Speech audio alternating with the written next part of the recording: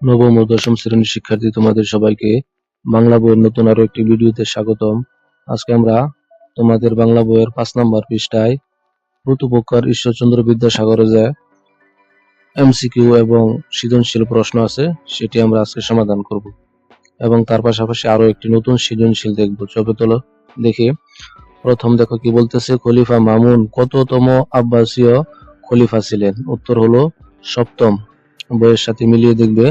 2 নম্বরে বলতেছে, আমি এত নিষ্ঠাশয় ও স্বার্থপর নহি যে কিছুকাল পূর্বে যে প্রাণের রক্ষা করিয়াছি আপন প্রাণ রক্ষার্থে এক্ষণে সেই প্রাণের বিনাশের কারণ হইব।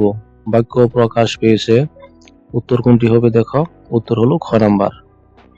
তারপরে দেখো, এখানে বলতেছে উদ্দীপকটি পড়ো এবং 3 ও 4 নম্বর প্রশ্নের উত্তর দাও।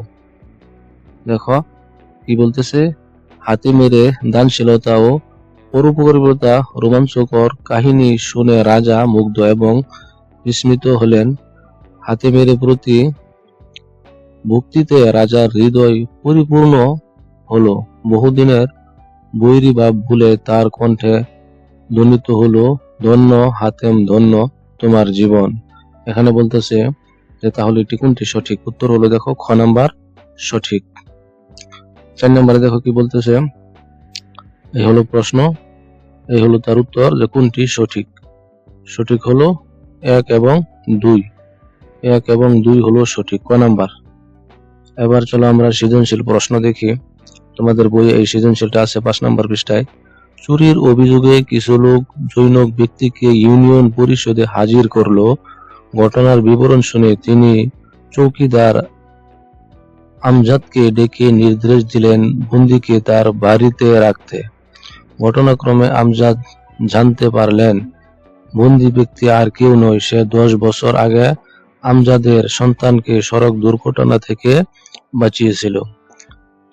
নিজ গৃহে নিয়ে গিয়ে আহত সন্তানের সেবা করেছিল, কিন্তু আজমত নিজের ক্ষতি হবে ভেবে না চেনার ভান করে চুপ করে রইল। এখন ক নম্বর প্রশ্ন দেখো কি বলতেছে, প্রতুপকার শব্দের অর্থ কি?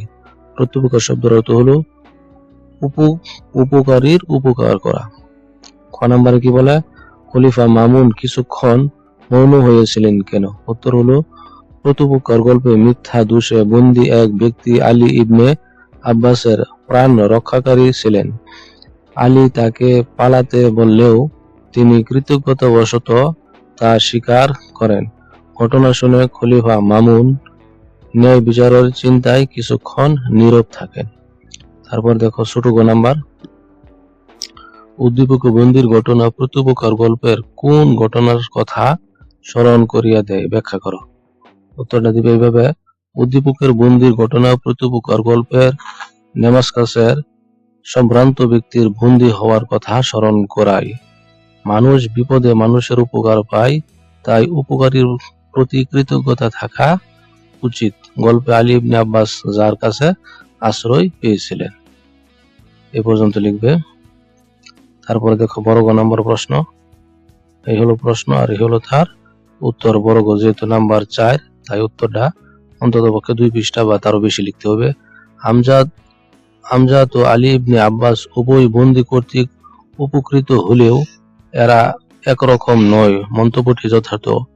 অকৃতজ্ঞ লোক অন্যর ক্ষতির কারণ হয়ে দাঁড়ায়। সুবিধাবাদী লোকেরা বিপদের সময় কারো সাহায্য এগিয়ে আসে না।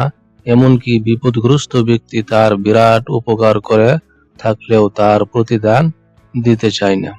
উদ্দীপকে একজন অকৃতজ্ঞ ব্যক্তির কথা এবং পরোপকারী এক ব্যক্তির চুরির অভিযোগে আটক হওয়ার কথা বলা হয়েছে।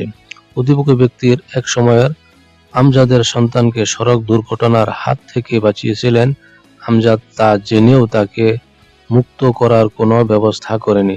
অন্যদিকে প্রতুপকার গল্পের আলী ইবনে আব্বাস বন্দী ব্যক্তির প্রকৃত পরিচয় পেয়ে কৃতজ্ঞ চিত্তে তার উপকারের কথা স্বীকার করেছিলেন এবং নিজের জীবন বাঁচিয়ে রেখে তাকে মুক্ত করে দিতে চেয়েছিলেন। এই দিক থেকে তারা দুজন পরস্পর বিপরীত চরিত্রের মানুষ। এভাবে তুমি শেষ পর্যন্ত লিখবে। এবার চলো তোমাদের জন্য আরো একটি সৃজনশীল তৈরি করেছি। দেখো কি বলে, গ্রামের প্রভাবশালী চেয়ারম্যানের চাকর রফিক বন্যা কবলিত মানুষের সাহায্যের জন্য ত্রাণ সামগ্রী এলে চেয়ারম্যান সেগুলো মজুত করে রাখে। এ বিষয়টি রফিক জানার পরে গ্রামের মানুষদের সব বলে দিতে চায়। তখন চেয়ারম্যান রফিককে প্রাণনাশকের হুমকি দেয়। তারপরও রফিক সত্য করতে হয় না, প্রকাশে বিরত হয় না, অর্থাৎ সে প্রকাশ করে দেয়। সে ভাবে, প্রাণ গেলেও জনগণের অধিকার আমি ক্ষুণ্ণ হতে দেব না, সত্যর পথ থেকে আমি বিচলিত হব না। এইভাবে এই গল্পটি। তারপরে প্রশ্ন হলো, দেখো 1 নম্বর প্রশ্ন, আলী ইবনে আব্বাস কতদিন জৈনক সম্ভ্রান্ত ব্যক্তির গৃহে আশ্রয় নিয়েছিলেন? উত্তর হলো, দেখো 1 মাস। সম্পূর্ণ লিখবে, উত্তর হলো 1 মাস। তারপরে দেখো খ নাম্বার প্রশ্ন, এজন্য পৃথিবীতে যত স্থান আছে ওই স্থান আমার সর্বাপেক্ষা প্রিয় উক্তিটি আলী ইবনে আব্বাস কেন করেছিলেন? এটুকু লিখবে, তাহলেই হয়ে যাবে। তারপর একটা দেখো ছোট গ, উদ্দীপকে রফিকের সঙ্গে আলী ইবনে আব্বাসের সাদৃশ্য কোথায় ব্যাখ্যা করো? এটুকু লিখতে হবে। সত্য প্রকাশের দিক থেকে রফিকের সঙ্গে আলী ইবনে আব্বাসের সাদৃশ্য রয়েছে।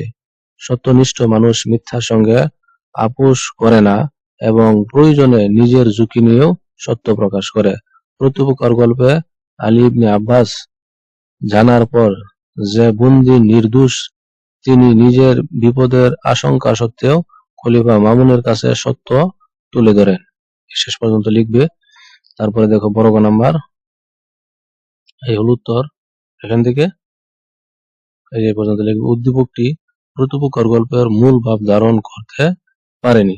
মন্তব্যটি যথার্থ প্রত্যুপকার গল্পের কৃতজ্ঞতা। একেবারে শেষ পর্যন্ত লিখে দেবে, তাহলে মোটামুটি ফুল আনসার পেয়ে যাবে।